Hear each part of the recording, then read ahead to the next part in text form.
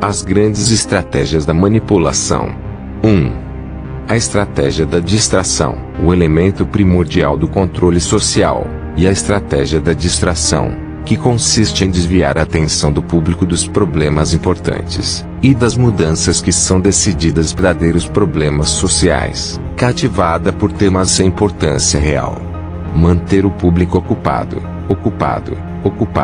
sem nenhum tempo para pensar, de volta à granja, como os outros animais. Citação do texto: armas silenciosas, para batalhas tranquilas. 2. Criar problemas, e depois oferecer soluções. Este método também se denomina problema, reação, solução. Cria-se um problema, uma situação prevista, para causar certa reação no público, a fim de que seja este quem exija medidas, que se deseja fazer com que aceitem.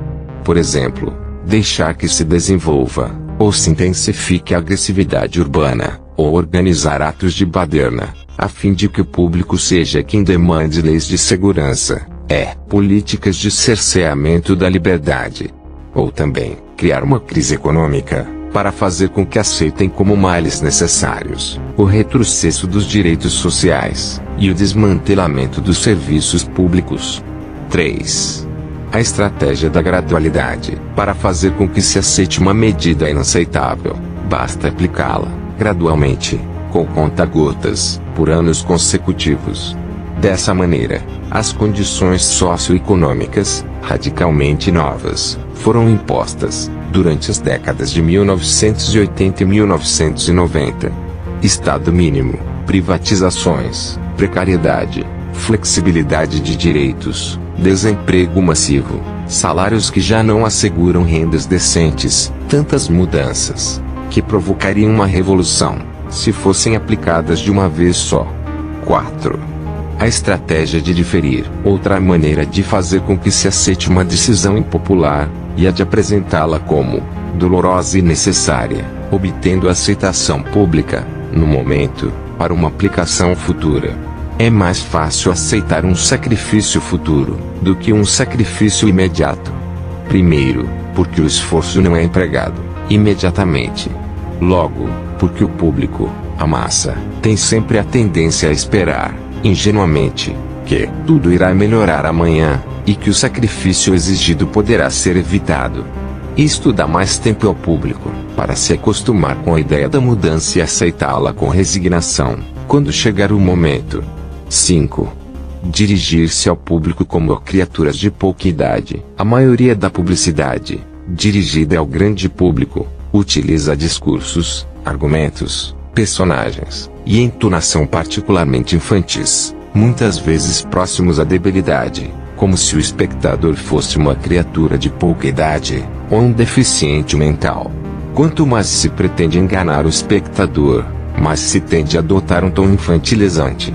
Porque, se alguém se dirige a uma pessoa, como se ela tivesse 12 anos ou menos, então, em razão da sugestão, ela tenderá, com certa probabilidade, a uma resposta ou reação também desprovida de um sentido crítico, como a de uma pessoa de 12 anos ou menos, ver armas silenciosas para batalhas tranquilas. 6. Utilizar o aspecto emocional, muito mais que a reflexão. Fazer uso do aspecto emocional, é uma técnica clássica, para causar um curto-circuito na análise racional, e, finalmente, no sentido crítico dos indivíduos. Por outro lado, a utilização do registro emocional, permite abrir a porta de acesso ao inconsciente, para implantar ou injetar ideias, desejos, medos e temores, compulsões, ou induzir comportamentos. 7. Manter o público na ignorância e na mediocridade. Fazer com que o público seja incapaz de compreender as tecnologias e os métodos utilizados para seu controle e sua escravidão.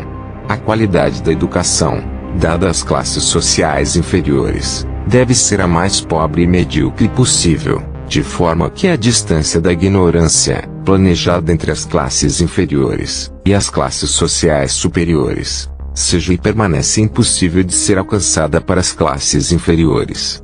8. Estimular o público a ser complacente com a mediocridade. Promover a crença do público, De que modo o fato de ser estúpido, vulgar e inculto. 9.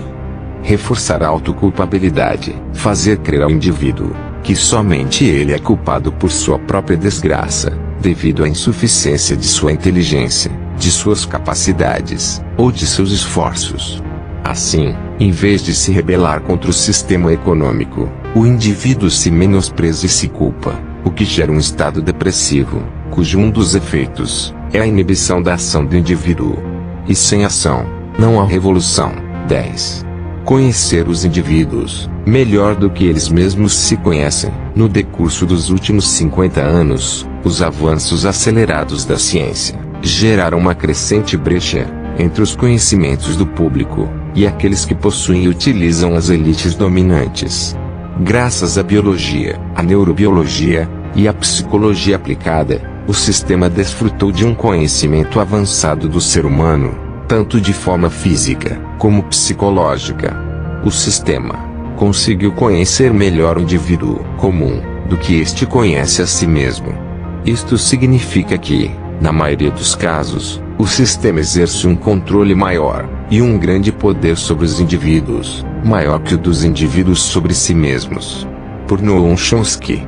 Amados, na medida que a consciência se expande, cada ser humano tem a oportunidade de reconhecer quem ele é.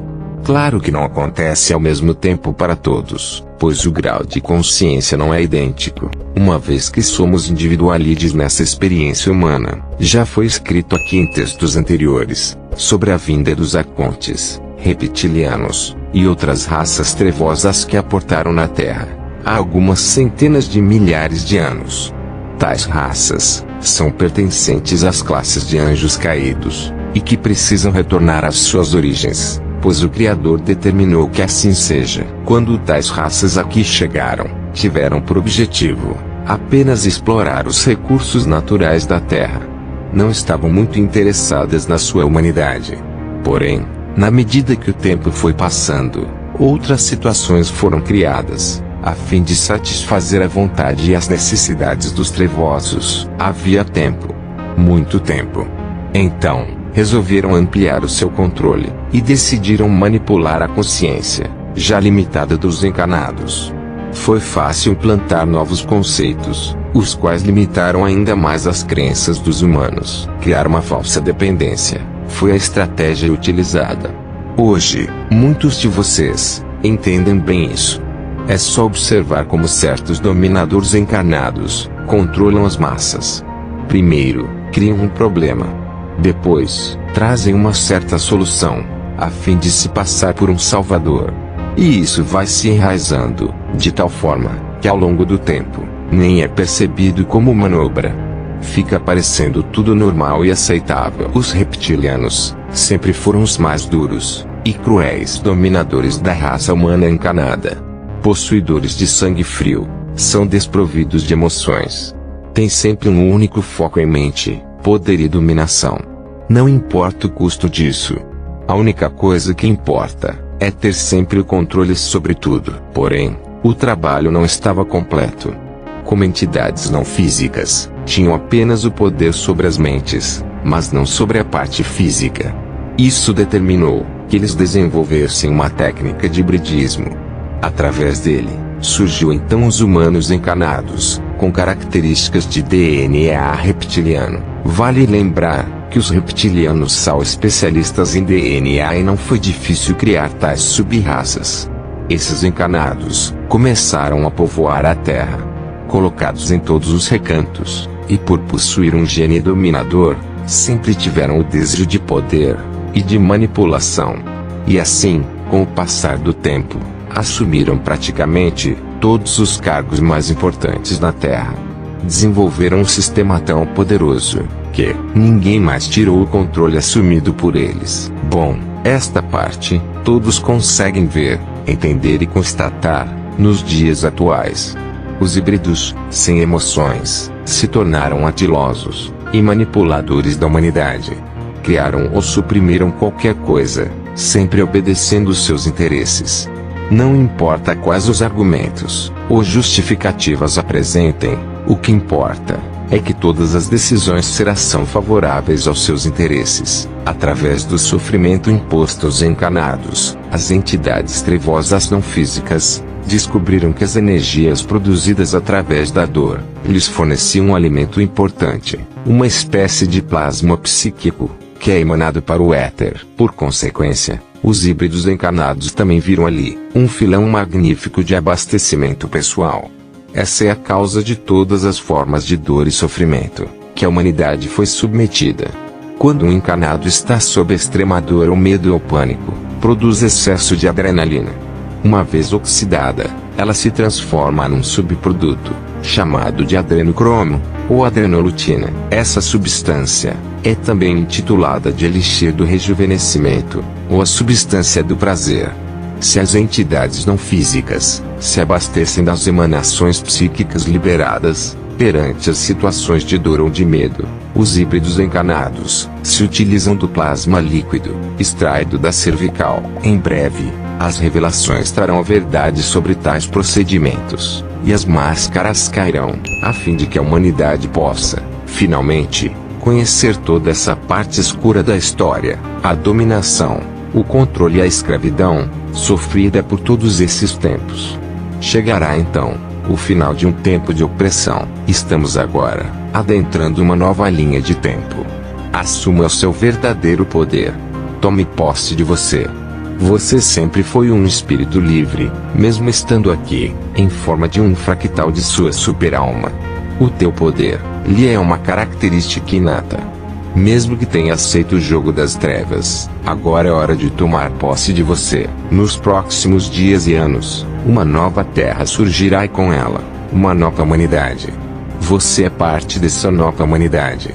A tua consciência agora começa a expandir, e tudo será revelado e compreendido. Não é hora de vacilos. É sim, hora de confiar. Seguir firme nos passos necessários. O fim do controle aqui na fisicalidade está por um fio. As entidades não físicas já foram removidas. Chegou a hora da limpeza do nosso quintal. Agora tudo se resume à remoção daquilo que os nossos olhos físicos podem ver. Mas é preciso dar o passo adiante. Tome posse de você. Eu sou Vital Frozi e minha missão é o esclarecimento. Namastê.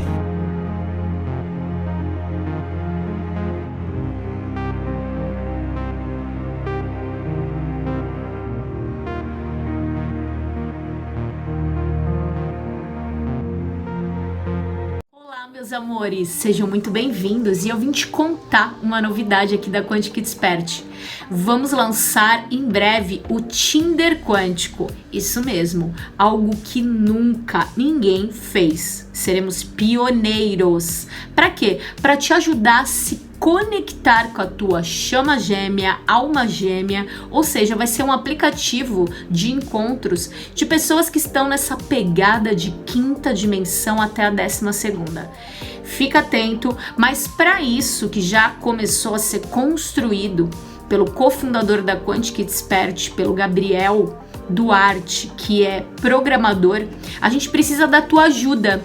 Por isso eu vou colocar aqui para você no Apoie-se, onde você pode apoiar a gente com 5, 10, 15 reais, quanto você puder, para ajudar a gente na hospedagem desse aplicativo, na mão de obra, enfim, isso tem um custo de R$2.000 em média por mês. Então eu peço tua ajuda para a gente conseguir colocar isso no ar o mais breve possível e funcionar em todos os celulares, tanto Android quanto Apple, tá? Isso vai levar um tempinho aí para ir ao ar, porque a gente precisa deixar ele mais perfeito possível, mas eu conto com a tua colaboração. Além disso, você colaborando com a gente no Apoia-se, você tem acesso cada vez mais aos cursos gratuitos da Quantic Expert, que a gente vai cada vez ter mais também, e descontos especiais em todos os eventos pagos e nos cursos que são pagos também. Tá bom? Então eu conto contigo. Se inscreve aqui no Apoie-se. Um beijo no seu coração. Até lá!